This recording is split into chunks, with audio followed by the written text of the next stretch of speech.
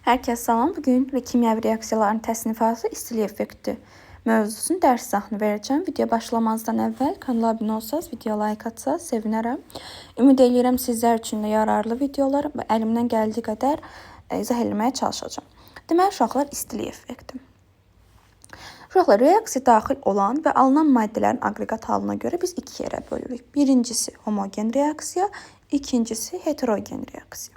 Uşaqlar, homogen reaksiya nədir? Heterogen reaksiya nədir?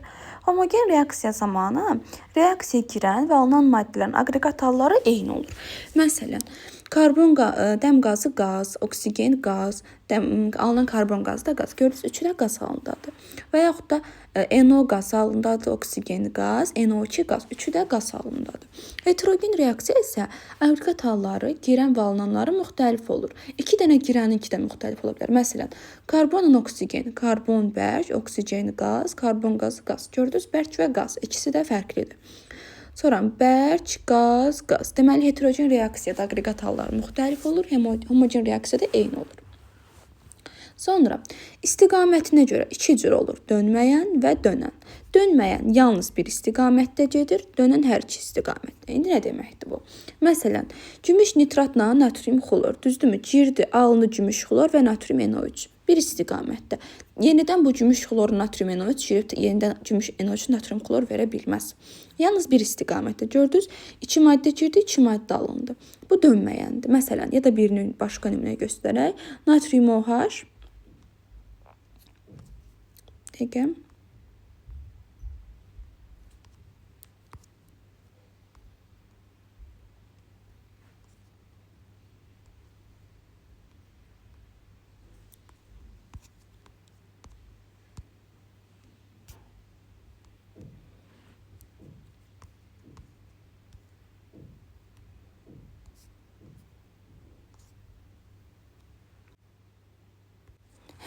Məsələn, natrium OH-la kalium xlor, düzdürmü? Natrium OH-la kalium xlor zamanı natrium xlorla su ayrılır.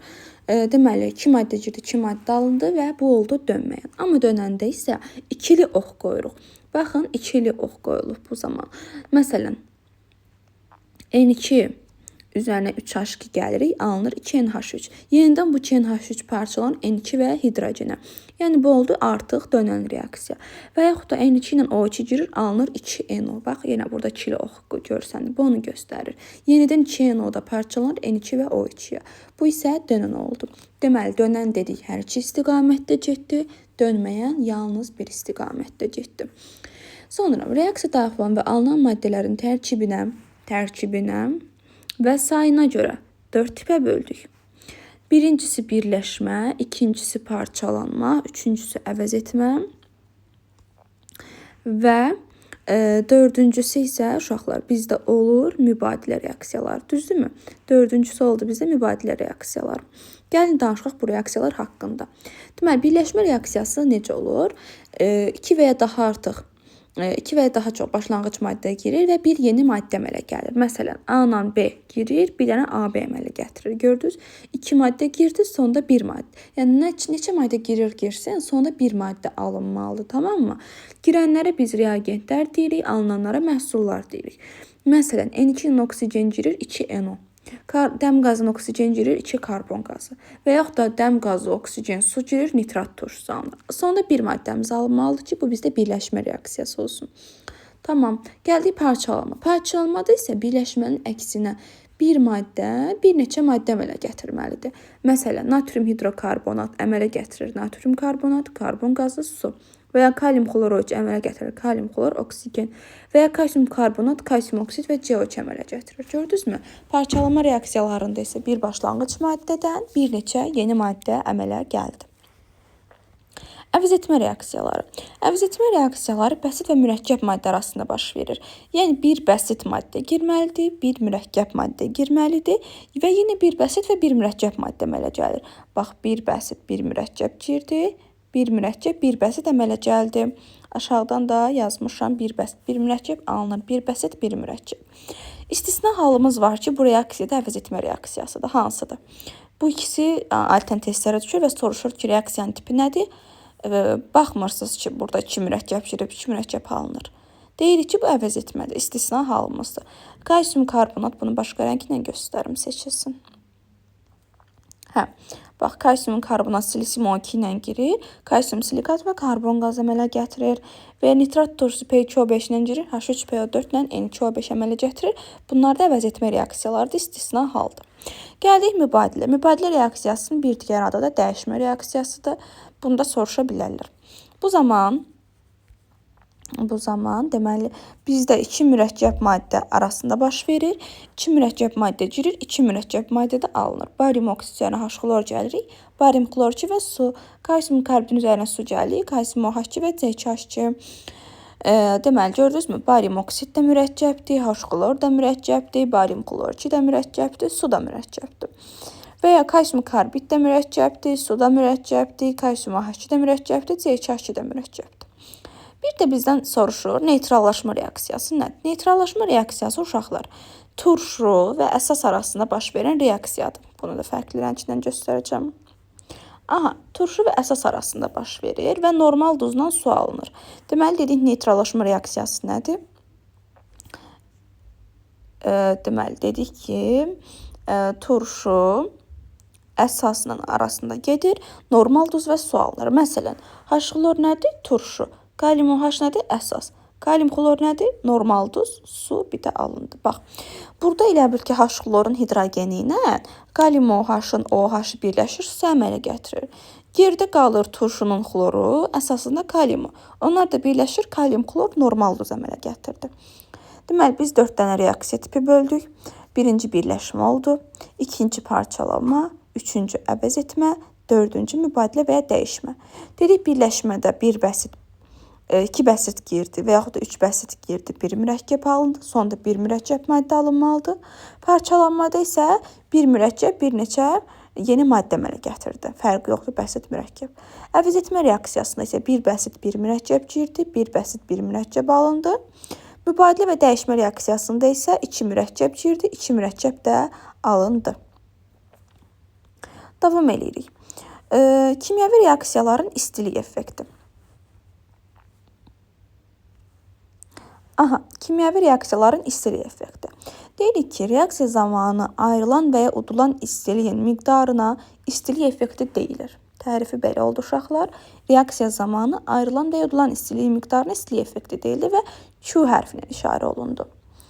Deməli, eksotermik reaksiya vahidi də kilojoule oldu uşaqlar. İki cür reaksiyamız var. Bir eksotermik, ikinci endotermik reaksiya. Deməli, eksotermik reaksiya nədir? Bu zaman istiliyin ayrılması baş verir və Q müsbət olur. Q müsbəti deməli sıfırdan böyükdür. Q sıfırdan böyükdürsə H sıfırdan kiçikdir. Bunu da bizdən soruşacaq. Deməli, endotermik reaksiya istiliyin ayrılmasından getdi. Müsbət Q oldu. Q sıfırdan böyükdür, H da sıfırdan kiçikdir. Əgər birləşmə reaksiyaları və bütün reaksiyalar yanma reaksiyaları eksotermikdir. Deməli, birləşmə və yanma. Hamısı eksotermikdir. Yanma reaksiyası nə idi? Üzərinə oksigen gəlməklə aparılan reaksiya. Məsələn, karbon üzərinə oksigen gəlir, alınır karbon qazı və müsbət Q. Niyə? Çünki bu eksotermikdir. Və yaxud da 2H2 üzərinə oksigen, 2H2 üstə gəl, müsbət Q.